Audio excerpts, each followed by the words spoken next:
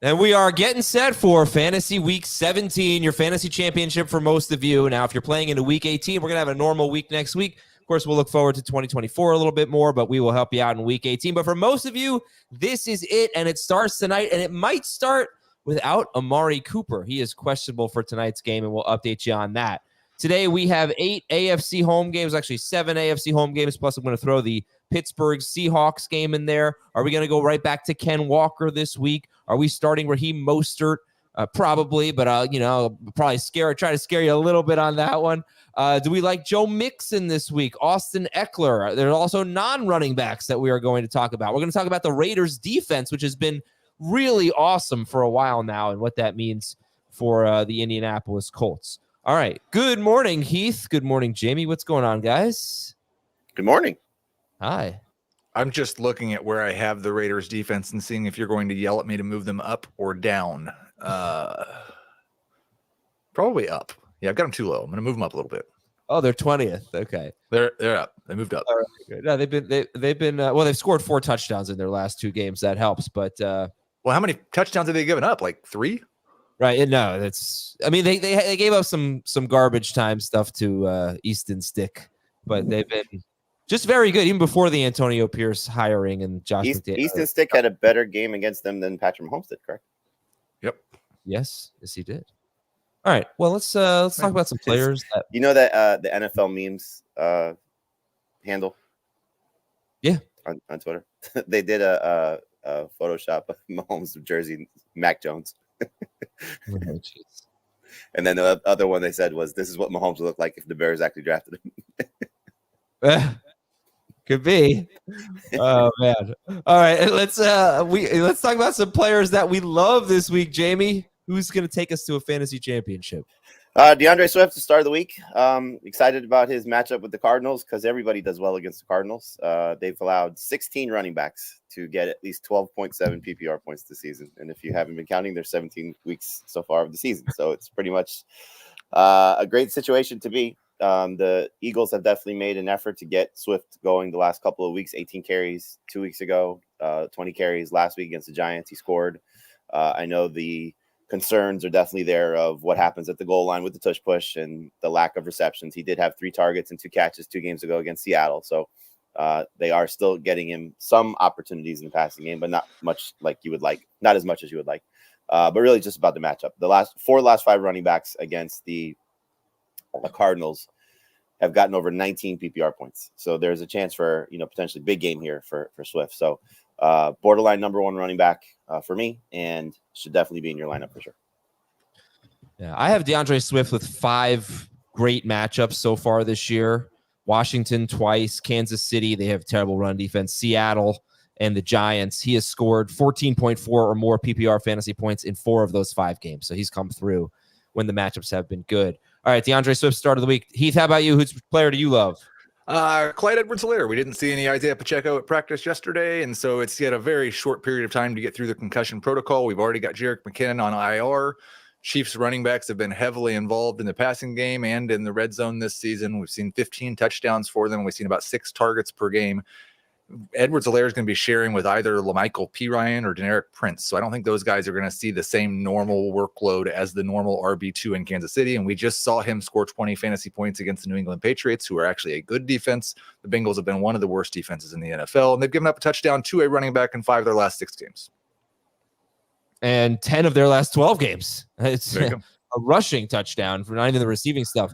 Oh, man, it's great stuff for Clyde if Pacheco is out. In the 2 games that Pacheco just missed, Clyde and McKinnon combined for 15 carries and 5 catches in one game, 17 carries and 7 catches in another game. Would you start, both of you, DeAndre Swift or Clyde Edwards-Helaire, assuming Pacheco's out? Probably Clyde in PPR and Swift in non. Yeah, definitely Clyde in PPR. I think they're both very similar in non. I have Swift just ahead of Clyde in non. In half, I'd still go Clyde. All right. It's just a shame Clyde's on such a terrible offense, but just kidding. Okay, players to avoid. We don't get a lot of people. I like the Chiefs, just so you know. but there's just not that many times you can make fun of the Chiefs in the last 5 years. So you gotta jump at your opportunities here. Yeah, you got like 2.5 weeks left. You think they're gonna turn it? You think they're gonna snap out of it, or you think they're? I think it's like 50-50 that they just flip the switch and everything's fine. Yeah. All right, players to avoid. Jamie, who are you benching this week? I would bench Saquon Barkley this week. I know that's tough to say, but they are facing arguably the best defense in terms of running backs. I shouldn't say arguably. They're facing the best defense in terms of defending running backs in the last 5 weeks. The Rams are number one over that span in terms of shutting down running backs. You say, okay, who have they played? They did it to Alvin Kamara last week. They did James Conner in this stretch. So they've been good against two running backs that I think are on par with Barkley.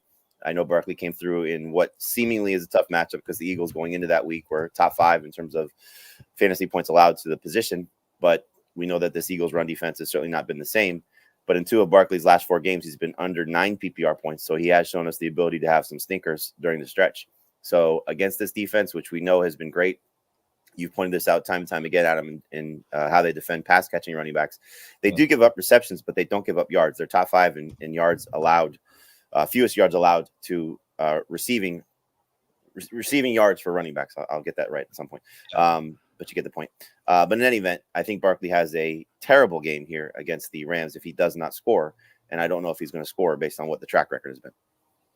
Yeah, Rams give up the second fewest receiving yards per game to running backs. Only the Panthers give up more. All right, Barkley. I am really enjoying this me and Dave being aligned and Jamie being the outlier. I normally have to be the outlier. It's nice to not be that guy this week. You like Barkley? Yeah, I mean, it's a similar thing with Zeke in that, what do you have, 26 touches in their last game, 23, 2 games ago. They're playing their best quarterback again. This game's got some weird line movement. I noticed last night, I wanted to see if it changed this morning. It's 5.5 now, so it shrunk down to 4.5 last night in terms of the spread, but still less than a touchdown spread. But the way the Rams have been playing and the way the Giants have been playing, yeah, Giants are one of those teams that just so bad on the road and a lot better at home. But if the Rams are actually good, they'll probably stomp the Giants, which is what the good teams do. We'll see. Rams defense has been a problem, but not their run defense. It's been their pass defense. How about you, Heath? Who's a player to avoid?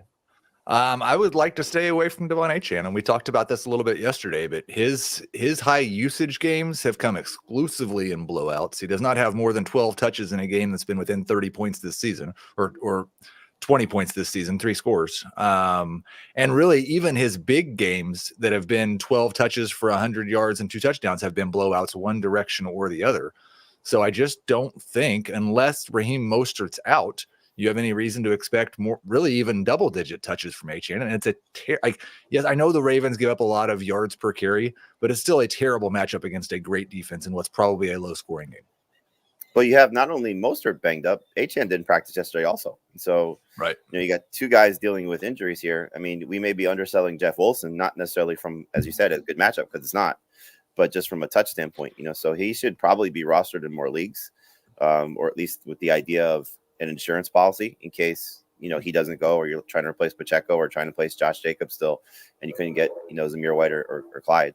He's not a bad just stash on your bench. Remember, at this point, the guys you've been sitting on to see what happens, Zach Charbonnet, for example, somebody like that, you could punt them off your team and maybe take somebody that might help you or at least block your opponent from doing something this week.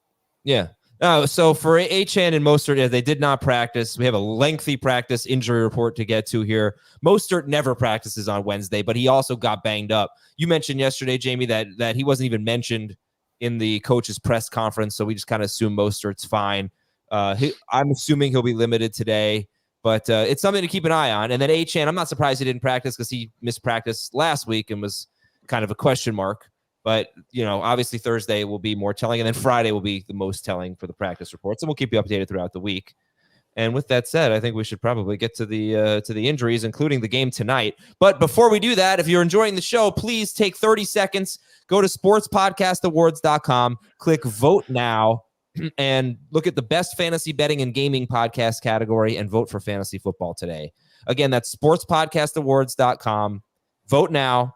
Best fantasy betting and gaming podcast is the category. And Our show is called, in case you write this down, our show is called Fantasy Football Today. Please vote for us. It takes 30 seconds. We'd really appreciate it. If you don't want to do all that, you can there's a QR code on YouTube. There's a link in the episode description. We love you. I feel like yesterday when I talked about the Browns-Jets game, I didn't really ask you much about Joe Flacco, unless I'm just forgetting. So I feel like I skipped him a little bit, and I shouldn't. He's the number 3 quarterback in fantasy over the last 4 games. He leads. I know, Heath, you know this. You said it yesterday. He leads the NFL in passing yards over the last 4 games. Do you know who's second? Second in passing yards over the last 4 games. 4 weeks, yeah. 4 weeks or 4 games? Well, over the last 4 weeks. For most of them, it's both. Over the last 4 weeks, who's second in passing yards behind Flacco? Baker Mayfield. I was going to say Baker or Derek Carr. Jake Browning.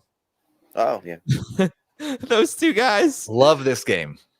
Yeah. It's going to be fun to see, and I hope our audience can oblige here in sending us who their fantasy quarterback was, in their championship if they win. I guess win or lose doesn't really matter, but like who are you starting this week? Because it's easy to say, okay, Josh Allen or Mahomes or Hurts, well, not Mahomes, but Josh Allen or Hurts or Brock Purdy even. But did you actually get there or win it with a Jake Browning or a Derek Carr or Joe Flacco, one of those guys, Mayfield? I don't see a lot of that, because you and I, it's Mahomes and Stafford. I've got another one where it's Lamar versus Goff. This is a super flex. There's a Heineke, I guess, but Purdy, Goff, and Mahomes are the other 3 quarterbacks. I don't have a whole lot of those guys, but I'm sure there will be some. Yeah. All right. Well, we'll see if people are relying on Flacco, but I think it's relevant to talk about this because Amari Cooper might not play. So, Jamie, where are we on Flacco right now? I think he's still in the top 15 through 20 range, depending on where he might end up. For me, I'm just thinking about it. I think right now he's 15 or 16. If Cooper plays, I'll leave him there.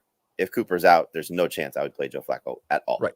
It's just, there's like, why? Because he's been very good. He's been good in some tough matchups. This is a tough matchup. And, the Jets have just been absolutely fantastic. And so you take away his best, arguably his best. I don't want to take anything away from David Njoku, who's been awesome as well. So, 1 and 1A in terms of his pass catchers. But, man, does that ramp up the Elijah Moore revenge game factor if there's no Cooper. But, yeah, it would stink if Amari Cooper doesn't play. Imagine that he gets you there with 50 points last week. Yep. And you think, okay, at least get 12 to 15, from what he's been doing. He's obviously been great at home. We know that narrative for the most part. And to not have him would just absolutely stink. Okay, so Elijah Moore, if Cooper's out tonight, would Elijah Moore be ahead of a guy like Gabe Davis or Tyler Lockett, something like that? I think it's easy to say he's ahead of Gabe Davis now. I don't have it ranked that way, but I'm sure a lot of people looking at it would say, why am I taking my chances with Gabe Davis?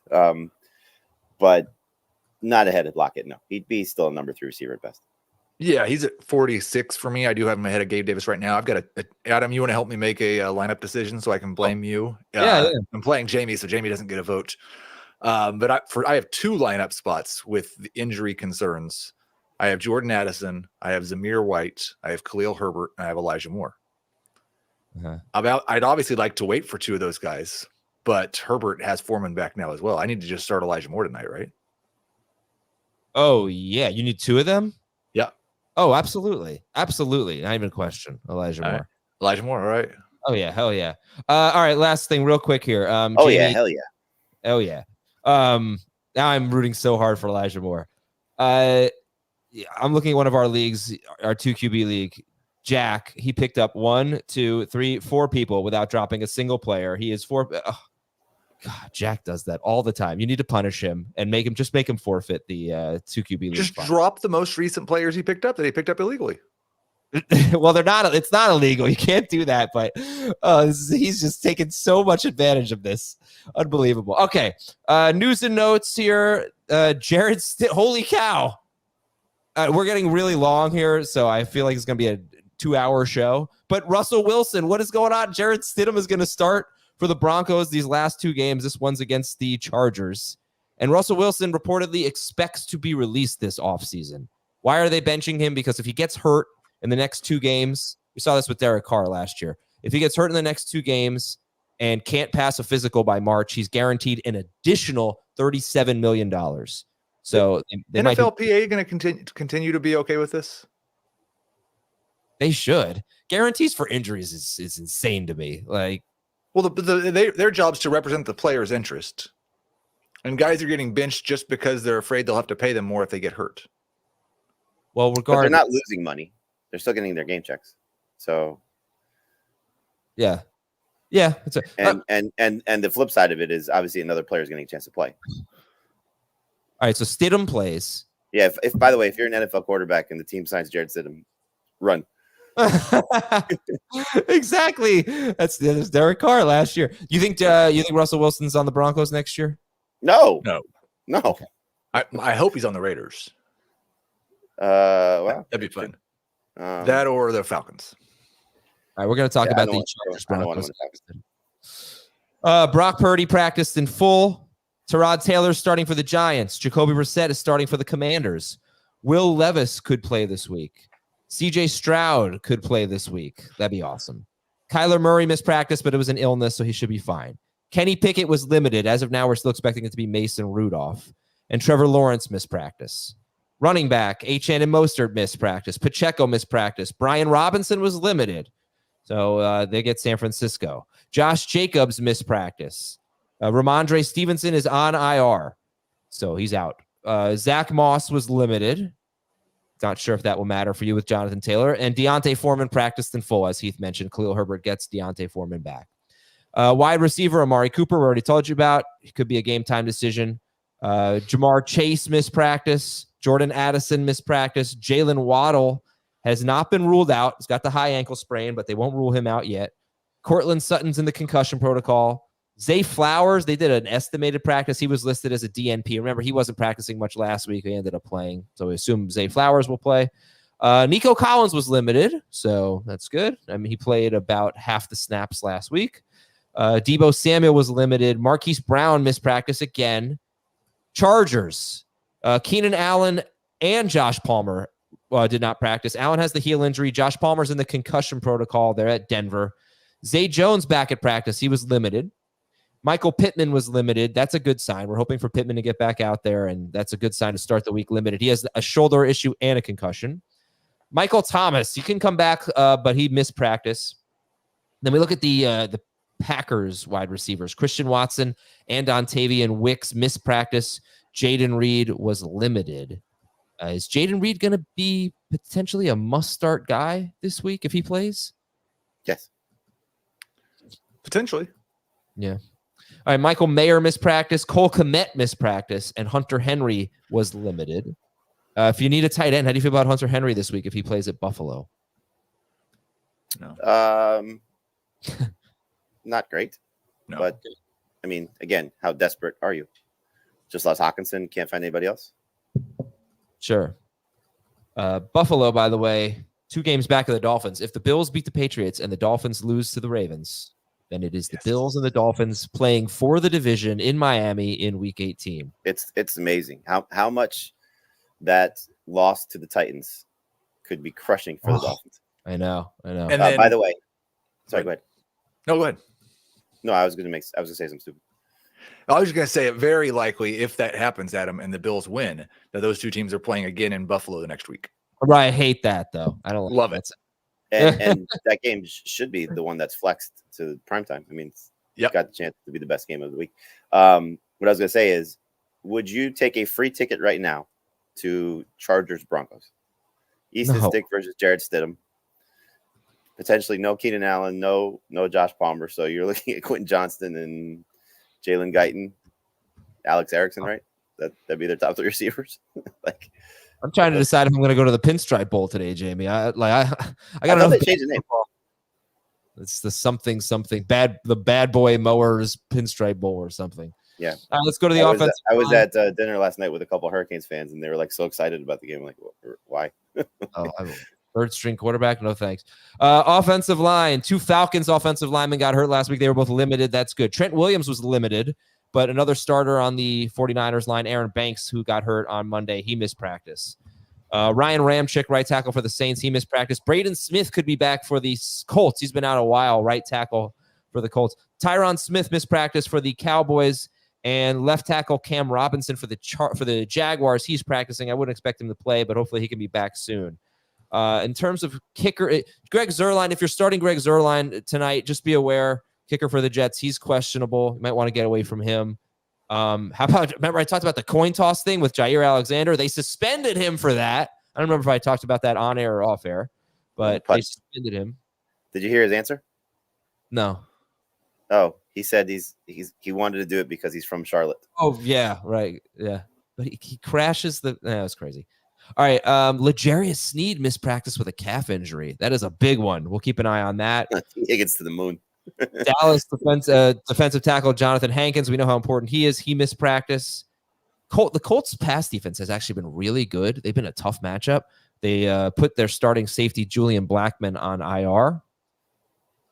Philadelphia. Philadelphia's run defense, Jamie already mentioned it. It's been bad lately. However, two linebackers, Cunningham and Morrow, they both were limited in practice. And so was cornerback Avonte Maddox, who's been out since week 4 or something like that. So they could be getting healthier on defense. So could Seattle in the secondary. And Pittsburgh still beat up on defense with Minkah Fitzpatrick and linebacker Landon Roberts. Well, Fitzpatrick practiced, right? Or he's limited? No, I have him as missed. Oh, okay. Maybe I saw earlier in the week that they expected him to come back this week, but okay. Okay. The Houston Texans defense getting a little healthier. Denzel Perryman and Blake Cashman, two linebackers, they practice. Will Anderson could play this week. They've been struggling without Will Anderson lately, and they get Tennessee this week. And that's going to do it, I guess, for the news and notes. All right, we're going to get to one question for each game after this quick break on Fantasy Football Today. There's more than just pride on the line. It's a top-of-the-table Old Firm derby. Celtic, Rangers, Saturday on CBS Sports Network. Welcome back, everybody. Miami's at Baltimore. Heath, give me some quarterbacks you would start over Tua. And does that change if Jalen Waddle plays, which I assume you're not expecting at this point? We are not expecting Jalen Waddle, and so the answer is most of them. He's not a top 15 quarterback for me this week. I would start all the guys you've been starting as top 12 options. Definitely, I would start Baker Mayfield and Matthew Stafford and Joe Flacco. I'd rather start Trevor Lawrence if he plays. Would you guys start Derek Carr at Tampa Bay or Tua at Baltimore? Carr, easily. Carr's been very good. For 2 games. Well, better than the last 2 for Tua. Yeah. Can't worry about names at this point. Carr's but the last 2 weeks don't erase the whole season either. Well, neither does the matchup. That's not changing. I just want to say this about Tua. He averaged 9.3 yards per attempt against the Jets. They allow 6 yards per attempt. He averaged 7.9 yards per attempt against the Cowboys. They allow 6.8 yards per attempt. And I did go back because I missed it at first. This was Christmas. That pass he threw to Tyreek Hill, I actually think was a really good pass and should have been a deep touchdown. The first quarter? Yeah. Yeah. I don't think he's playing. Where were those 2 games? Yeah, they were at home. All right. Yeah, okay. Flacco tonight without Cooper or Tua? Tua. Okay. Right. So with Cooper, Flacco, without Cooper, Tua. Yeah. All right, Jamie, I'm going to give this one to you. I know Ken Walker was a disappointment last week. Pittsburgh at Seattle. Are you going right back to Ken Walker this week? If he was in my starting lineup, yes. If he was a borderline guy, probably not. He's just inside my top 24. I wonder how much the shoulder injury is a problem. Probably should have revisited that last week. I know he still got his touches, but it was not the same. Didn't feel like the same type of guy that we saw the previous week against Philadelphia. And also, this was one of my concerns. How much of the passing work was Drew Lock and how much of it was Geno Smith? Well, probably was Drew Lock because we did not see that from him at all. Yeah. Okay, Tennessee's at Houston. Which running back do you prefer in this game? Derrick Henry, last time he faced Houston, it was one of the worst games of his career. Or Devin Singletary? Heath, who do you prefer? I will still go Derrick Henry, but they are not as far apart as you would expect with those 2 names. They're both borderline number 2 or high-end flex options. I'll take Singletary, especially if Stroud plays. This has blow-up potential. Cincinnati at Kansas City. Do you guys like Joe Mixon this week? The Chiefs have allowed 13.5 or more PPR fantasy points to a running back in 7 of their last 9 games. Do you like Joe Mixon this week? I'd start him over Ken Walker and Derrick Henry and Devin Singletary, but I would start Clyde over him in full PPR. Agreed. All right, so he's good. So he's good, solid, number 2 running back. Yeah. Chargers at the Broncos. Are you confident in any player in this game? And would you take a free ticket to this game? No. I looked at the weather too. It's I don't know at the time of game, but it's supposed to be 44 degrees on Sunday in Denver. That's not so bad. I think they'll probably take but it's bad for me. I mean, we're on the golf course. Yeah. It's a little drizzling right now.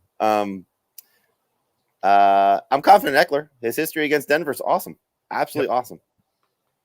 Start Eckler.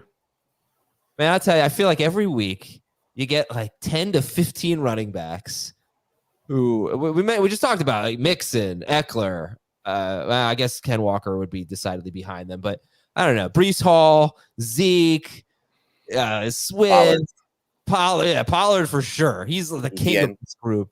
ETN at least has the cake matchup. But Eckler, but I mean in terms of the weekly canoe. Yeah. It's the big canoe. Eckler's in the canoe this week, right? Oh yeah. At least he's not out of the canoe. No, not this week. No. He's ahead of the canoe. Oh yeah, he's top 10 running back this week. All right, he did. I'd put him at the front of the canoe against the Broncos. All right, Patriots are at the Bills. Which running back do you prefer in this game, Zeke or Cook? I'm going Zeke. I'm going to go back to Cook. All right, the Zeke rankings are wild. This is a favorite thing of the week. Yeah, what? And I'll probably pull back a little bit this afternoon, but not much. Like this is just probably a good glimpse into my process when a running back is averaging 22 touches a game over the last month and seeing 6 to 10 targets almost every single game. He's going to project as the top 5 running back. Like I'm not going to project him at 2 yards per carry. So that is what he did last week. Yeah, let me before Jamie you get in there, let me just say what the rankings are at the moment. In non-PPR, Jamie has Zeke 28th, Dave has him 32nd, and Heath has Zeke 4th. In full PPR, Jamie has Ezekiel Elliott 19th, Dave has him 26th, and Heath has him 3rd. So bait right now. Go ahead, Jamie. No, the only question I had is you're taking, and I know there's an injury part of this, but you're taking the recent production from Zeke and factoring that into your ranking. Why not Carr or someone like Carr? Well, it's twice as long for Zeke and the injury. Like there was a major thing that changed. Though there is a major thing that changed for the Saints too. Taysom. What is that? Taysom's not playing. Well, do you know that's going to happen this week? Yeah, Taysom could easily. I don't, but do you know that Kevin Harris may not get more work this week? I mean, there's. That is true. Kevin Harris has definitely been creeping in on some of the Zeke carries. He has to. They're going to throw it to him 11 times. You can't hand it to him 20 times also. His last 4 games have been one game Stevenson got hurt, one game, and then the other 3 he just missed. 13 points for Zeke in PPR, 27, 9.6 against Kansas City, and then 21 at Denver. And in the 2 big games, he caught a touchdown. We had 7 catches or more in both of those games. That Chiefs game is the one that scared. Like this, they should blow out the Patriots here. They really should. And I gotta say, I would be decidedly right in the middle of your rankings. I feel like he's in the canoe. But, yeah. You know. Oh, he's definitely in the canoe. Well, I think the way you have him ranked, well, you have him like 19th PPR. Okay, that's canoe. All right, so different viewpoints there on Ezekiel Elliott and the Bills. They do give up the 5th most receiving yards per game to running backs. They do struggle there. So he'll be a fun one. All right, Vegas at the Colts. When you look at Jonathan Taylor and Michael Pittman, do you fear the Raiders' defense? Is this a matchup to avoid? I initially started the week with Taylor a little bit higher than he is now. They've been great against running backs. I mean, it's hard to overlook what they've done since Pierce has taken over. And you're saying Pittman, I'm sorry? Did you say Pittman? Yeah. I would not fear starting Michael Pittman at all. No. Taylor is like I would start Eckler over Taylor, for example, which is not something I thought I'd say. Okay. I wonder just how much the thumb is going to hinder his work in the passing game because we didn't see that last week. We did not. We almost never see it. It's weird. It's like Minshew will throw to any running back other than Jonathan Taylor, it seems. Well, I guess just Zach Moss. Isaiah Pacheco is the only running back to score more than 12.6 PPR fantasy points against the Raiders in their last 6 games. That includes Breece Hall. No, he did not do it last. More than 12. 12.6 was what he scored in the other game. Right, he wasn't that good last week. 12.6. Pacheco's had the 2 best games against the Raiders in the last 6 games. Breece Hall was bad, 10.5 points. Mostert, 10.3. Vikings running backs were bad. Eckler, 7.8. Running backs are averaging 3.4 yards per carry against the Raiders in their last 6 games. And since week 5, they were 1-3. Okay, since week 5, they've given them the 3rd fewest points in football. Only the Ravens and Steelers have allowed fewer points per game than the Raiders since week 5. Carolina's at Jacksonville. Starter sit Calvin Ridley, Heath. Who is playing quarterback for Jacksonville? Right now, we're projecting Trevor Lawrence because he's literally never missed a game because of injury. And so as long as Trevor Lawrence plays, I will start Calvin Ridley as a number 2 wide receiver. If it's CJ Beathard, then I will get off of Calvin Ridley. Okay. But he's never good in bad matchups. If you consider this a bad matchup, he's never good in these matchups. I'm so conflicted about whether or not this is a bad matchup. It's a bad matchup. It's week 7, but I sort of agree. But they have the worst pass. They have the lowest pressure rate in football, and they have the 5th highest, I think, blitz rate in football. It's incredible. That's bad pass, and yet every week. You know? Well, I mean, there's 2 things at play here. The prior to this last game, he had 9 targets. He had 25 targets in his last 2 games. It's not like they've been trying to avoid Calvin Ridley. They've been doing everything possible to get him the ball. And in 2 of those games, he's been awful. Whether bad call, bobbled catch, something has gone wrong for him to make him not produce at a high level. You got a quarterback who's struggling right now with an injured shoulder, probably still an injured ankle. Who knows where Trevor Lawrence is at? And there's so much coming out of Jacksonville about why they're not running the ball more, whether successfully or not. Well, here come the Panthers, the easiest team to run against. Like if there's ever a situation where take pressure off of your injured quarterback or your backup quarterback and just run the ball against a team offensively that has struggled for the majority of the season, there is no easier situation for Travis Etienne to have 20-plus touches in this game. And so you don't like Ridley? I do not like Ridley, no. Would you guys start Chris Godwin over Calvin Ridley? Without hesitation. I definitely would if Beathard was the quarterback. I would not if Lawrence was. Would you start in that same game Adam Thielen or Calvin Ridley? There's more upside with Ridley. I would start Ridley. It's a Beathard-Lawrence question again. Okay. This is what I would say about Ridley here. The Panthers, one thing they don't do is they just don't give up the big play. They are 5th best in terms of 20-plus yard completions. I look at differently. I look at 20-plus yard completions. I look at 20-plus air yard completions. They're kind of average in the air yard thing. And that's when Ridley's good, he makes big plays. He has faced 6 teams that are currently top 10 in completions allowed of 20 or more yards. So it's the 10 among the best. He's faced teams that are good at stopping big plays.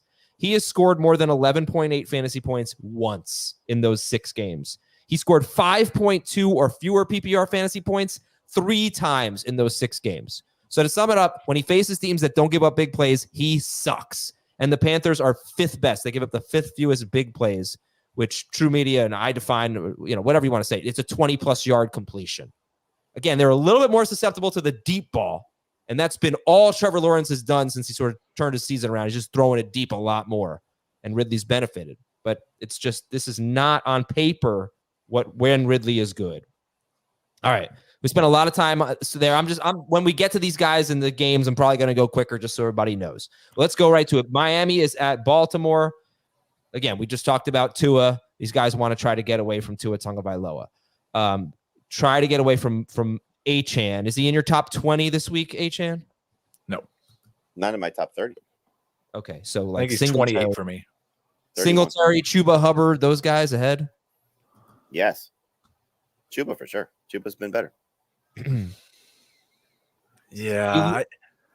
I'd probably go Achane over Chuba. Steelers running backs? Najee for sure. Warren's right there. I'd probably go Achane. All right. Mostert. Any hesitation with Mostert? The Dolphins, if they lose, they're 3-point underdog. I won't even bring this up. But the only time most of it's been really bad when they like really lose, when they lose by double-digit points. But they're 3-point dogs. So we'll give them some credit here. Any hesitation with Mostert, guys? No. He's not a top 12 guy for me. I'm probably starting him as a number 2, but there are some guys that I would start over him. I've got a little bit of concern. I think this, like I said, I think Baltimore's defense could hamper the Dolphins. Yeah, he has like 7 catches in his. If they win this game, do they lock up the 1 seed? Oh, they must. Yeah. So okay. Anyway, 7 catches in his last 9 games, and all right, Mostert or Clyde if Pacheco's out. Right now, Mostert, but I might go Clyde. I'll go Clyde in full PPR. I'll go Mostert and anyone else. All right, and Tyreek Hill's a start. If Jalen Waddle does play, I mean, we can revisit that on Sunday, obviously. Where do you think you'd rank him? 20? Somewhere between 24 and 30. Okay. Sit the Dolphins tight ends. Lamar Jackson. Who would you start ahead of Lamar Jackson this week? Allen, Hurts, and that's it. Purdy. Prescott. Sorry. Dak.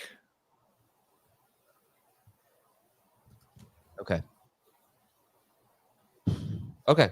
So yeah, start Lamar Jackson. Okay. How do you feel about Gus? He may not play next week. This is his last MVP showcase, if he wants it. How do you feel about Gus Edwards and versus Devon Achane, and throw Justice Hill in there as well? So he got a lot of work last week too. Gus over Achane, somewhat easy call. Achane just has not gotten in the end zone recently at all, and Achane over Gus and PPR. Yeah, it's Gus, Achane, Hill, and non. Achane, Gus, Hill, and PPR. I'd like to see if Waddle doesn't play, which is what we're expecting. I'd really like to see them get Achane like 7 catches. I would just love to see them get the ball in his hands. He's obviously the second most dangerous player with the ball in his hands. I'd love that. That would save his bacon a little bit. But yeah, no, certainly I understand the hesitation. Zay Flowers, we talked about yesterday. Jamie likes him, I think, more than Heath does, but he's a number 2 or 3 wide receiver. Yep. Would you guys start Zay Flowers or Calvin Ridley? Flowers. If Ridley with Lawrence, Flowers if not. Okay. I'm doing that myself in half PPR championship, where I have to make a decision on a third receiver, and for me, it's Flowers, no matter who the quarterback is. And we can't trust Odell Beckham, right? No. All right, how about Isaiah Likely? I would call this an average matchup. They've been good at times. They've been bad at times against tight ends. Dolphins defense in general has been better since Ramsey came back, but this is a road game. They're better at home. Yeah, Likely. Well, what are we thinking about Likely this week, Heath? Right around like the most borderline top 12 tight end you could be. It's a not a great week at tight end, especially with Hawkinson gone. So I don't love him. I think I've got him 13th. You hope you have a better option, but there's one streamer I would start Gerald Everett over him. I would start Tucker Kraft over him. So 2 streamers I'd start over him. Oh, okay. Everett, who's had 8 targets in 3 straight games, by the way, and gets a great matchup. Everett and Tucker Kraft. And how about you, Jamie? Are you higher? I feel like you're higher on Likely. Yeah, I would still start Likely. Targets have still been there for him. Trusting Lamar. I think, again, the Ravens should have an opportunity here for a big win. And Likely has been good in 2 of 3 games. I think they continue to feature him. And this Dolphins defense has definitely been very good against tight ends, but still trusting him as Lamar's guy as opposed to Tucker Kraft, who may get Luke Musgrave back, and over Gerald Everett. All right, Ravens DST is top 6 for everyone, so you can start the Ravens DST. Let's go to Carolina at Jacksonville. Let's see. I already gave you the Calvin Ridley stat. How about this stat, though? If you are considering Adam Thielen coming off a good game, the Jaguars have allowed more than 13.9 or more PPR fantasy points. I usually go 14, but 13.9 or more PPR fantasy points Who was it that had the 13.9? Was it Godwin? I don't know. I think it was Nico. Anyway, the Jaguars have allowed 13.9 or more PPR fantasy points on receiving totals alone to 9 wide receivers in their last 8 games. Deontay, Ayuk, Hopkins, Nico, Tank Dell, Chase, Amari Cooper, Mike Evans, and Chris Godwin. So it's a lot of good receivers there. I will say that. But what a matchup this has been. How are we feeling? Does anybody have faith in Adam Thielen? Are we feeling Thielen? Are you feeling it, as I used to say? He's a number 3 receiver. You know, we've certainly seen the pitfalls. I'm moderately more curious in how DJ Chark will do, because he's coming off a huge game, and this is now will be his 3rd revenge game of his career. In his previous two, he played the Jaguars as a member of the Lions and had 6 catches for 98 yards when he hadn't been doing very much at that point. It was week 5, so take that into account. First year with Detroit. Then this year, as a member of the Panthers, he played the Lions and scored a touchdown. So I think he feeds into it a little bit, playing his former team. So not that you would start Chark over Thielen, but good DFS play for sure, based on the matchup. So yeah, Thielen's I think it's just one of those depends on who you have type of guy. So he's in the same range for me as Ridley, as Tyler Lockett, as I'm trying to think of the PPR guys, a little ahead of Deontay Johnson, those type of players. I think I like him just a little bit more than that. He's a low end number 2 wide receiver. He does have almost no floor, but we've seen still enough glimpses of what we had early in the year, and it is a fantastic matchup. Yeah. All right. So Bryce Young looked very good last week. First time he's looked actually, more than competent. Now, in fairness, like being a quarterback playing against the Packers has been the free space over the last few weeks. Yep. Of course, so is Jacksonville. I don't know. I think I heard on Red Zone that going into last week's game, the last 2 quarterbacks who had faced the Packers had won NFC Offensive Player Correct. of the Week. You heard that on FFT as well. Really? When did you say that? Last week, before the game. Sorry. It was Puka Nacua last week. It was not Bryce Young. Okay, Jamie, I have a FanDuel lineup open, and the first player I put in is DJ Chark. So let's go. I will not be stacking it with Bryce Young, though. So the people are here. I'm sorry it took 42 minutes for this. The people are here for the Chuba Hubbard debate today, guys. So Jamie is pro Chuba Hubbard. And Heath is not so pro Chuba Hubbard. Jamie, go ahead. Make the case for Chuba against the Jaguars. I mean, he's just been as consistent from a scoring standpoint as you could find with, I think it's 11.1 or 11.9 in 5 games in a row, 17 or more touches in all of those games. Jaguars, as we know, are terrible against anything when it comes to anytime you throw against them. They're number 1 in terms of receptions in that stretch. He has a 5-catch game. So I would hope that they get him the ball in the passing game a little bit more than they have the last couple of weeks. Miles Sanders, I know, practiced yesterday, but came off the game last week a little bit banged up, and we know they don't really like him at all. So, you're looking at probably 16 to 20 carries. I don't think they get blown out in this game because especially if CJ Beathard plays. The Panthers have played tougher the last couple of weeks, and Chuba's been a big part of this offense. So against this defense, I don't think you should be sitting Chuba Hubbard at all. That's how I feel. Like he does have a 5-catch game in this stretch. It's also his only game with more than 2 targets since November the 5th.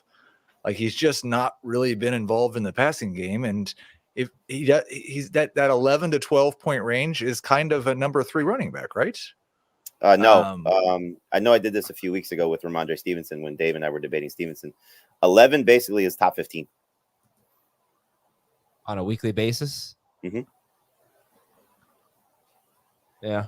Well, it's 11.6 PPR fantasy points in 5 straight games for Chuba Hubbard. Jacksonville's run defense is the only thing that's not terrible, right? I mean, they are not bad. Stopping the run. Yes. Right. When you catch the passes. I think 11 might have been top 15 when we had 6 teams on a bye or something, but Gus Edwards is averaging 11.4 this season, and he's RB30 in PPR.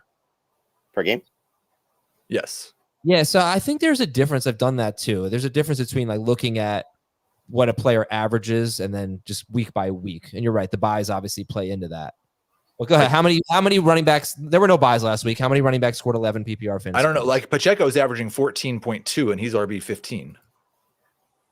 But last week, yeah.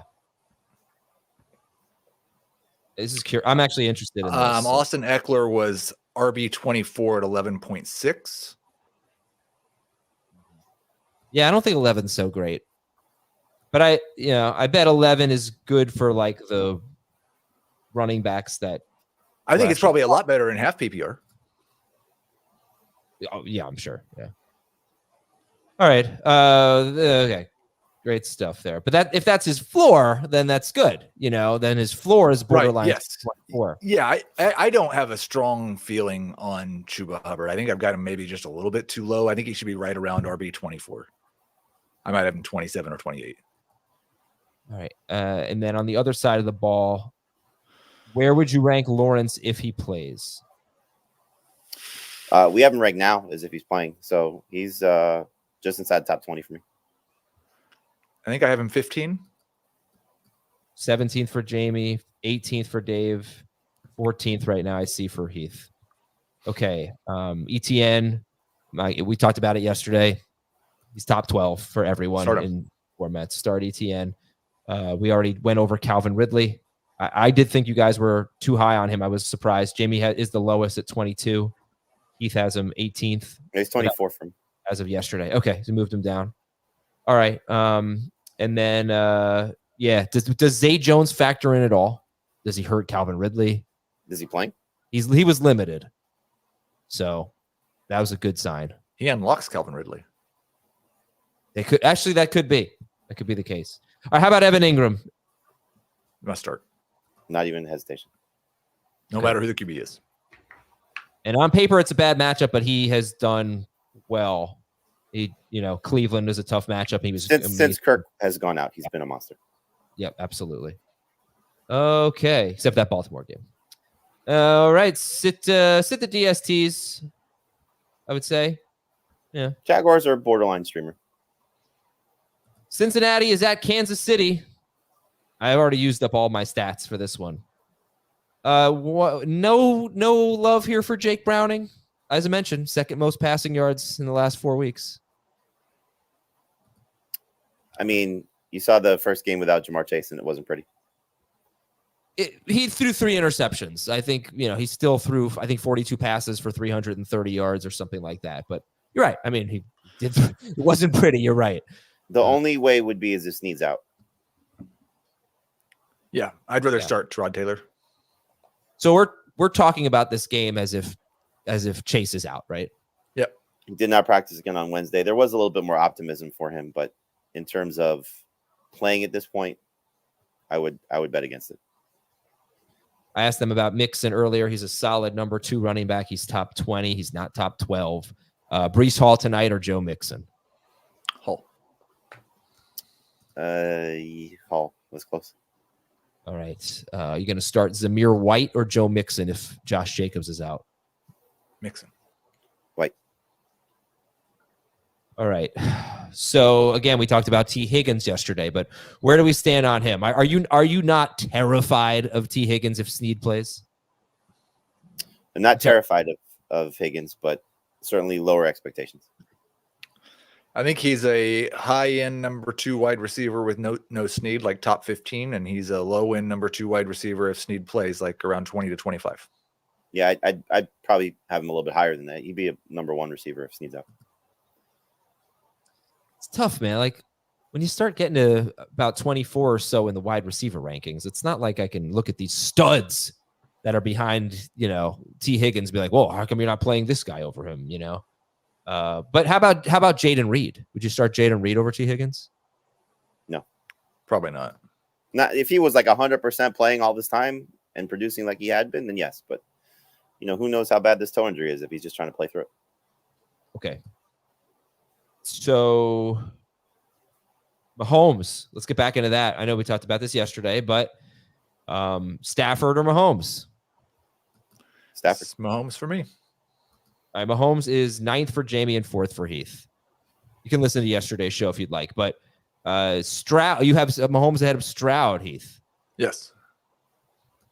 How many points do you expect from Mahomes this week? 21, 22, 22, 23, 22, 23. Okay, you have anything else you'd like to say? That's top 4. I just threw a number out there. I probably haven't projected for 24. It's probably more likely. But no, I think it's a good matchup, and it would be different for me with Mahomes if it was that he was legitimate. Like last week was bad, but for most of the season, it's just been a drop here, a drop there, a deflection off the hands, and I'm not going to believe that's going to continue happening. It might. I understand if somebody wants to sit him for CJ Stroud. Okay, it's a great matchup. I mean, look, Mason Rudolph just threw 3 touchdowns against them. So it's there's certainly, or 2 touchdowns. There's certainly reason for optimism here for Mahomes.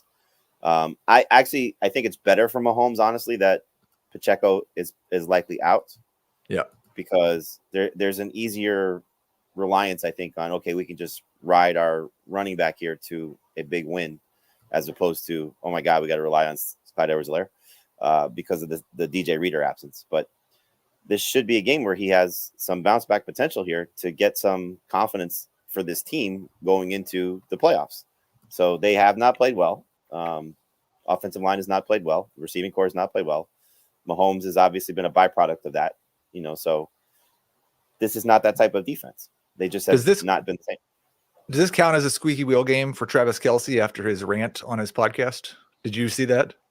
Yeah. No. I mean, I read the transcript. He is, he's not happy, not pleased with himself or the team or anything.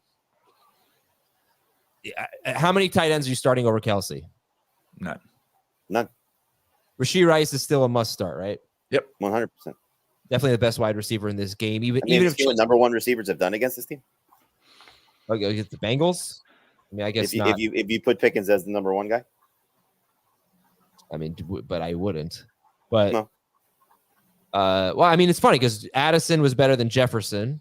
Pickens was better than Deontay. But Jefferson also played well in that game. It's like 7 for 84. This is a great matchup. Don't even. So, like, would you start him over? Would you start Rashee Rice over Puka or Cooper Kupp? No, but right there. I think I have it Puka Rice Cup. Okay. Cup of rice. And Clyde, we already talked about. He's Heath's player that he loves. He's a real solid running back option. Assuming Pacheco is out. If Pacheco's in, then you start Isaiah Pacheco. I hope I didn't ask this, but Travis Etienne or Clyde Edwards-Helaire? Etienne. All right. Okay, I think we're good with this game. Chiefs DST is startable again. Patriots are at the Bills, but first, we're at commercial break. We'll be right back on Fantasy Football Today. Well, you need your sports news anywhere. We've got breaking news to bring you. Then get your sports anytime you want them. Big trade news overnight to discuss. Because we know you need sports all the time. A lot of movement in the rankings this week. A legend adds to their legacy. We're bringing you that breaking news right here on HQ. CBS Sports HQ, anywhere, anytime, all the time. Welcome back, everybody. Nice job there by Schaefer. I went to commercial break very abruptly on YouTube there, and he had the commercial queued up. I want to shout out Thomas Schaefer. We've got the Bake Burger Dynasty League in its first season. We raised a ton of money for St. Jude, and he is in the championship. We have four people in the league who are from England. So we've got you don't know that. An international. Why don't you forget how many it is? We've got an international championship. We got one of the London guys versus Schaefer. So Thomas Schaefer is representing our country this weekend.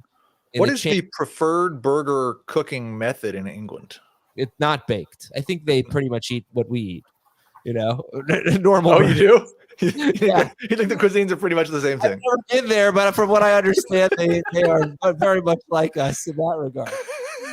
Yes. Except if you order chips, it's not the same. If you order fish and chips, not the same. Anyway, good luck to Thomas Schaefer. I'm rooting for you, buddy, to win the Big Burger Dynasty. It's still one of the more amazing stories that I've heard from you, in that you were in this Dynasty League for how many years? 10 years. Then you took over the league when it disbanded and kept some of the original members. Correct? Uh-huh. Yeah. And then in setting up the draft with some of these people that you've been in the league for 10 years, you just discovered that they live in England. I had no idea. Yeah. Well, I had never spoken to them. It was not a very active Dynasty League. So, but it is now. It's a great league. I'm very happy about Yes. it. And I don't think either of you have paid your dues. So you're going to have to do that. I thought we had this conversation. You didn't, right? You said I did. And then you said you didn't. No, I said it was because of what you owed me for the baseball league that I paid for. Oh, okay. I don't know, whatever. Patriots at Bills. And all right, let's talk about. Oh, I did have a question here: Zeke or Clyde Edwards-Helaire in the chat. Zeke for me. Clyde for me. All right, you guys are pretty split on Zeke. You heard that debate earlier. Please listen to it. How do you feel about James Cook though? So what happened last week was, if you looked at the air yards for Josh Allen since Joe Brady took over, it was pretty low. Not like crazy low, not like Daniel Jones low or anything, but lower than usual. Last week it was over 13 yards, which is really, really high. So Gabe Davis'd it. He didn't throw to James Cook once, but Cook still got his, I think, 20 carries. So Heath, how do you feel about James Cook against the Patriots, who at times have been just phenomenal against running backs? Yeah, I'm nervously viewing him as a must start. He's a top 15 running back for sure. Pretty much going right back to him. He still had 20 carries. It's not like the usage was bad. Just the production was bad. The fumble was bad. So I wonder if that was, let's take advantage of the Chargers secondary and see if we can get Josh Allen going a little bit, from a downfield perspective. I think they go back to what's been working. Well, Stephon Diggs has not been working for them, and we had a long talk about him yesterday. Do you like James Cook or Stephon Diggs? Cook. Zeke, I know it's going to be Zeke for Heath, but Jamie, Zeke or Diggs? Zeke is probably the right answer. Let's see if anyone in the chat has any Stephon Diggs questions. I'd be curious to know what decisions people are making. We had a long chat on it yesterday's show, so I'll just refer all of you to that if you want to hear it. There's a time code for it, but I'll also look for some. Would you start Nico Collins over Diggs? Is that easy? I'd go Diggs. Oh, really? I'd go Nico. I mean, the history do you know what he does at home? He's averaging, I think it's like 25 points per game at home this year. What if it's not CJ Stroud, though? Then it's Diggs. It's Diggs. Okay. But at this point, I think Stroud's playing. I hope so, because he's in my FanDuel lineup with DJ Chark and Nico Collins. There you go. All right. So, should I ask the 8-ball one last time? No, we've got the Gabe Davis versus Patriots history overrides the 8-ball, right? It's Not bad. Good. I assume it's bad. I thought you told us. I thought last time it was awful. I'll look and make sure. I think it was the Jets is the one that's awful. Yeah. The Jets history is like worst player in football history. Yeah, the Patriots history is not good either, but it's not as bad as the Jets. All right, we're sitting him. How do you feel about Demario Douglas? How do you feel about Devontae Parker? Douglas is a low-end number 3 PPR receiver at best. Yeah, we definitely like Douglas more than Parker. I think he's around wide receiver 33, 34 for me. 7 or more targets in 5 of his last 6 games and double-digit PPR points in 3 of his last 4. And still hasn't ever scored a touchdown. What is, did you say this, the practice status of Micah Hyde and Epineza? I actually did not say that. I do not know. I want to say limited, but I will check right now. 2 key players on the injury report for the Buffalo Bills. I'm amazed at how good their defense has been with how many injuries they've had. Just don't even like their personnel that much. Let's see. Epineza was limited, and Micah Hyde was limited. Okay, so good news. Yeah. Trending in the right direction. Anything else from this game? Am I missing anything? Tight ends? Sit them? Yeah. Kincaid was great against the Patriots last time. Josh Allen has been not amazing lately. Do you have any hesitation with him? Is anyone you would consider Purdy or Dak? Would you start them over Allen? I would start Dak over Allen. Purdy, no. That's close. Yeah. Okay. All right, moving on. Bills DST or Chiefs DST this week? Bills. Yeah. I'm trying to see if there are any questions in the chat. No, not really. I see one. Diggs, Debo, Higgins, Cooper, pick 2. Diggs, Debo, Higgins, Cooper. Okay, go ahead. Pick 2. Ken Hone. I don't see it, but go ahead. Diggs, Debo, Cooper, who? Oh, there it is. Higgins, Cooper, Debo, Diggs. Pick two. Debo and Cooper as of now. But that could change wildly as the day goes on. Yeah, Debo if for Cooper's sure. out. If Cooper's out, then it would be Higgins. Over Diggs. I'd go Debo and Diggs. Yeah. All right. So Debo, everyone would start Debo. We're looking at Diggs, Debo, Higgins, Cooper. It's interesting. Philosophically, right? It's interesting because if you think Cooper and Diggs are close, then I don't know how you start Cooper going into a game with an injury, right? I don't think Cooper and Diggs are close right now. If Cooper's healthy, yeah. If you don't think they're close, then that's another thing. If you do think they're close, then I would play it safe, which I think is what Heath is doing. And then I've got enough concerns about T. Higgins facing Snead that if Snead plays, that I would take Diggs. You're just low on Diggs, Jamie. Well, I mean, there's 6 weeks of data to suggest why. I know, but there's also like a whole career. It's just you would. Career doesn't matter at this point, man. He's still Stephon Diggs. His target share is still really good. His target share is good, but that's a big part of this is that Josh Allen's not throwing as much. Yeah. And five of 6 games, he's been under 50 yards receiving. I mean, there's something going on there. And that's why I wrote about this last week, and I didn't this week, but this is the time of year where you've just got to trust what you trust. And if it's recent form, then lean into that. If it's the name, then lean into that. Like everybody's got, if it's target share or if it's whatever it is, like trust what you trust. Let's go on to our next game here. If I can find it, I believe it is the Indianapolis game, and they are facing the Raiders. All right. Talked about how good the Raiders defense has been, third best in points per game since week 5. All right. Who are the easy starts in this game? Las Vegas and Indianapolis. Easy starts, Heath. I'm starting Jonathan Taylor. I'm starting Michael Pittman if he's okay. If Josh Jacobs plays, I would start him. Okay. How much better? I'm starting Raiders running back. Yeah, how much better is Jacobs than Zamir White if Jacobs plays compared to Zamir White? It's hard to say much better because Zamir White has been very good. I mean, give him credit. 145 yards rushing last week, and what he did is, his rushing and receiving against the Chargers, scored a touchdown. Like that's basically from a production standpoint, Josh Jacobs. Now you can say Jacobs might have been better with that. I can't fight you because he's a better player, clearly, but he still produced at a level high enough that you could say, okay, I feel good about this. So, yeah, Raiders running back for me. Must start. Okay. And would you start them ahead of Jonathan Taylor? Because I think I can make a case against Jonathan Taylor. First of all, he just hasn't really been that good this year. I think he's at 3.9 yards per carry. He really doesn't have a lot of explosive runs. So we haven't seen that Jonathan Taylor. Zach Moss was limited, so he could play this week. I don't know if that would even matter. And then the Raiders have, I said all that stuff earlier. I think it's 3.4 yards per carry to running backs in their last 6 games. And only Pacheco, who had a 2-touchdown game, has had like a really good game that would justify a top 12 ranking. So, yeah, I mean, and then he just doesn't get thrown to. I think the Moss injury may sway this, what I'm about to say, but I wonder if Jacobs coming back, especially since he didn't practice on Wednesday. Now, we know Wednesday what that means, but the fact coming off a long injury, you think he would get back if he's close to playing. I wonder if the Raiders are going to give Zamir White more work now. Like, has he earned enough to not just be the bench guy? You know what I mean? Like, yeah.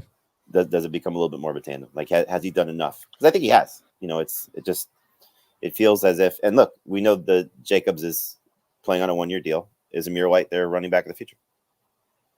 So who would be your highest ranked running back in this Taylor. game? Is it going to be Taylor? It would be Taylor, but Moss coming back may change that. Is what I'm getting at. Like, we know they use Moss too. Yeah, they had gone away from that, but we'll see what happens now. It's a big game, by the way. And Adams or did you say this? Pittman or Adams? Pittman. Yeah, Pittman. Adams or Diggs? Adams. Diggs. Adams or Ken Walker, half PPR? Adams. Yeah. Okay. I feel like I'm done here. Did I miss anything? Quarterbacks? No. Well, no. If Pittman doesn't play, it's a big part of this. Josh Downs was 6 catches last week. Conley Granson was good. You have 2 potential streamers if there is no Pittman. I probably wouldn't. Oh, Jacoby Myers. Any interest in Jacoby Myers? No. Okay. And I mentioned the Colts pass defense has been pretty good. Their run defense has been well, they give up a ton of points to running backs. A ton. But they did lose, like I said, starting safety Julian Blackman. We'll see if that has any impact for them. Which DST do you prefer, Colts or Raiders? Raiders by a mile if Pittman's out. You saw what Gardner looked awful last week. Absolutely atrocious. I think I skipped the Pittsburgh game. I meant to do that earlier. So let's go to that game. Let's go to Pittsburgh at Seattle.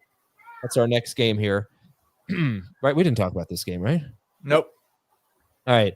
Who do you like in this game, Heath? Who's an easy start in Pittsburgh at Seattle? An easy start? There isn't one. DK is the best start. He's a low end number 2 wide receiver. Walker's probably the next best start as a low end number 2 running back. Do you think Metcalf's easier start than Heath does, Jamie? I mean, I'm not benching DK Metcalf at this point, so he's a must-start guy. Okay. And Geno Smith. How do we feel about Geno Smith or Trevor Lawrence this week? I know you guys don't love Lawrence. I would go with Lawrence. Who has big game potential here? Week winning potential? Just DK? Absolutely. Pickens. Do you think so? And are you legitimately interested in starting him? He's a No, boom but by bust number definition, 3. what you asked. Yeah. He has big Yeah. potential. I guess, but so does Gabe Davis, right? Would you start? Who's the second best wide receiver in this game after DK Metcalf? Lockett. I would say Lockett. Who's the third best? Pickens. If you were desperate in a 2-quarterback league, would you start Mason Rudolph, Jacoby Brissett, Tyrod Taylor, Jared Stidham? Who would you go with? Taylor or Brissett? Not Mason Rudolph. Not Mason Rudolph. Okay. Ken Walker or Deontay Johnson, PPR? Walker. Deontay. Ooh. DK Metcalf or Stephon Diggs? Metcalf. Diggs for me. And then what do we expect from the Steelers running backs? I mean, it's pretty clear. Najee Harris, if he scores, he's good. If he doesn't, he's just should not start him. And Jalen Warren is probably in the 10 point PPR range, although he's had a lot of catches lately. Just can't seem to do much. He's been the passing downs guy. Right, but the catches had gone away really with Deontay back, and the catches have come back. He's got like 4 more catches in 3 straight games or something. Jalen Warren. Yeah, I've got Warren just ahead of Najee in full PPR. And what range are we talking about? Who's in that range? Just behind Walker. Yeah, I'll play Najee as a number 2 running back here. The Seahawks in their last 5 games have allowed 5 touchdowns to running backs, and so we know that's his MO. I think he scores again. All right, well that'd be good. Would you start Ty Chandler against the Packers or a Steelers running back? Najee, Chandler, Warren for me. Interesting. I think I have it Chandler or not Warren, Najee, Chandler. All right. We are done with that game. Tennessee at Houston. We didn't do this one, did we? All right, let's go to Tennessee at Houston. Your stat of the game. The Texans have allowed 19.7 or more fantasy points to 5 wide receivers in their last 7 games. That is a lot. That's Tyler Boyd. The 2 of the 7. What'd you say? You know who's in the 2 of the 7? No, who? Hopkins. Oh, yeah, that did not. Yeah, DeAndre Hopkins did not, right? So, but it's a good matchup. But I remember I watched all of the targets for DeAndre Hopkins in that game. He had a terrible. He's going to say Jimmy Ward. No, I mean, look, I know they've already said Jimmy Ward, but in that game, it was on Levis. Hopkins could have had a huge game, especially one play in particular. He could have had like a 75-yard touchdown, and that's kind of the thing with Hopkins when Levis is playing. He is a boomer bust guy. He is a deep ball guy, high ADOT. Levis airs it out. But he had his opportunities, and Levis missed him a couple of times in that game for big plays. What was the stat line? It's like 2 catches on 9 targets or something like that. It was terrible. But do you have any interest? It was 2 catches for 21 yards on 9 targets, but he definitely could have had some big plays in that game. But I think the problem with Hopkins is like what he did last week has nothing to do with what he's going to do this week. Right. So what do you do with DeAndre Hopkins in, I think, a pretty tasty matchup here? Borderline number 2 receiver. Yeah, I was going to say high-end number 3, the second best wide receiver in this game. Yep. If Stroud plays, I just love Nico. Yeah. You want me to give you his numbers at home? You can give me his numbers at home, but you give me his numbers with Stroud and no Tank Dell. I mean, we're talking about 150-yard potential here, So 4 games prior to his calf injury, at least 13.5 PPR points in each game, 2 with at least 23 points. In 8 home games this year, this is a quarterback, 21.8 PPR points per game. Like, that's insane. That's what he's averaging. That's crazy. Yeah. Heath, you seem like a little hesitant on that. Well, no, it's there's nothing to be hesitant about. It's true. It's there's still been a lot of 3 for 50, 4 for 60. Like he had a couple of 6 target games without Tank Dell earlier, right? Like I don't feel quite as confident in it, but he's a great boom bust number 2 wide receiver. I just think the bust is still possible. Any interest in Noah Brown this week? Noah, thank you. Not really. Okay. So talk to me about the run. Why are you so low on Derrick Henry, Jamie? I think you have him 30th or something like that. Well, it's not just what he did against them last week. I mean, this run defense has been awesome, and I know they gave up the 2 touchdowns last week to the Cleveland guys, but really for the most part, when they've faced some of these offenses like this, they've been great. But here's what they've done. They haven't allowed a running back to rush for more than 56 yards in the last 5 games. That's against Etienne, Javonte Williams, Breece Hall, Derrick Henry, Jerome Ford. Ford and Hunt, the only ones who score touchdowns in those 5 games. And on the road this year for Derrick Henry, forget about the scores, just on the road, he's averaging just 10.1 PPR points per game. So hasn't exactly been good away from his building. I just think this is going to be a down game for him. If Stroud plays, this feels like there could be a blowout. And the home road thing actually to me makes perfect sense because we've said it all along. It's got to be game script. If they start losing, if they fall behind, it's bad for Derrick Henry. And they're actually a good home team. It's tough to go into Tennessee and win, but they're not so good on the road. They're not even close.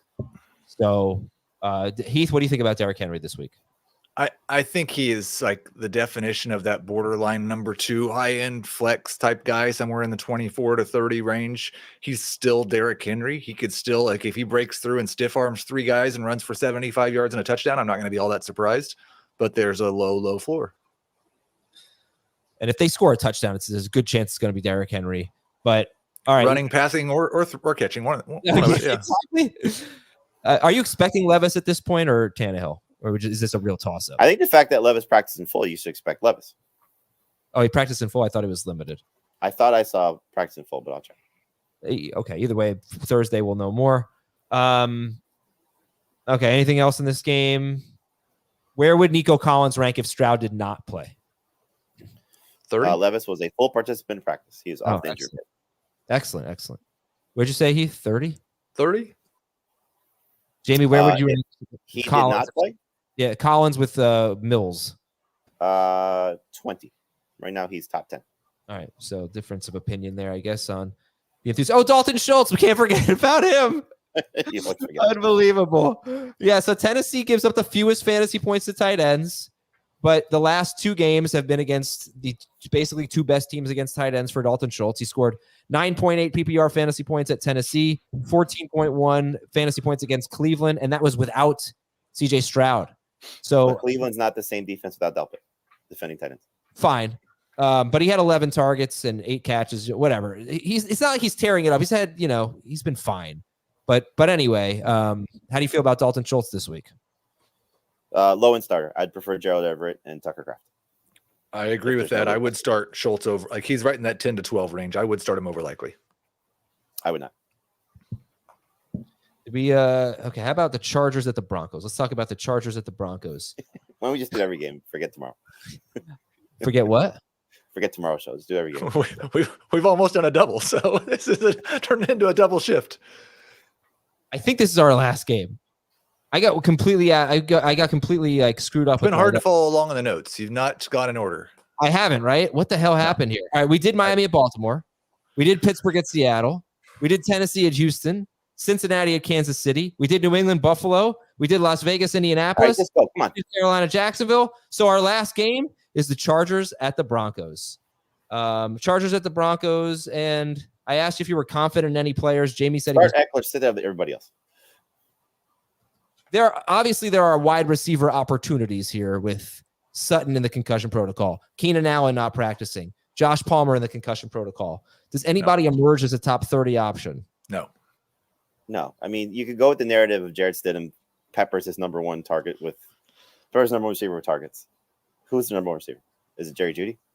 Like, it could be Brandon Johnson for all we know with what Sean Payton is doing right now. So can't trust Jeudy. Would not surprise me if he plays well, but there's no chance you're starting him in your championship unless you're absolutely stuck or you start 5 wide receivers.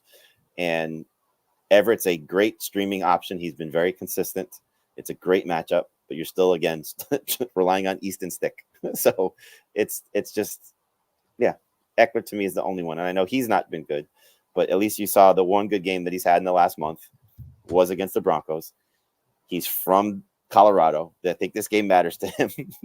This is a defense that he's beaten up on throughout his career and just did so 2 weeks ago. So Eckler's an easy start. Everett's a maybe start.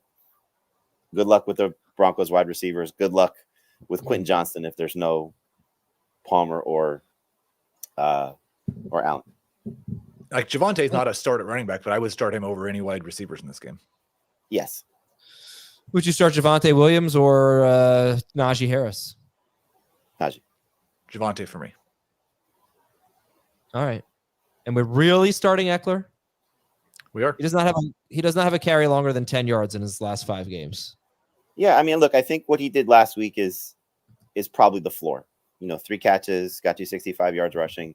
Denver's been the layup all season. Like, there's no reason to go away from it when he just did this against them. Yeah.